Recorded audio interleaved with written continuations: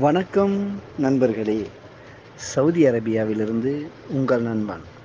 Saudi அரேபியாவில் மதினாவில் உள்ள மஜிதுல் நபியில் அமைந்துள்ள ரவுதா ஷெரீஃபில் தொழுவதற்கு நபர் ஒருவருக்கு வருடத்திற்கு ஒருமுறை 10 நிமிடங்கள் மட்டுமே அனுமதி வழங்கப்படும் என அமைச்சகம் தெரிவித்துள்ளது.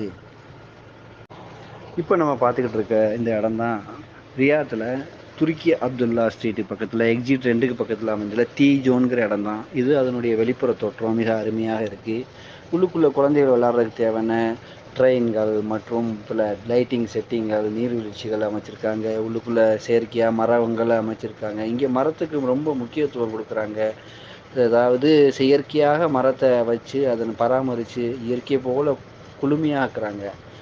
சாயங்கால நேரங்களில் நண்பர்களோடு வந்து மன நிம்மதியாக பேசி காஃபி சாப்பிட்டு ரெஸ்ட் எடுத்துகிட்டு போக மிக அருமையான இடமா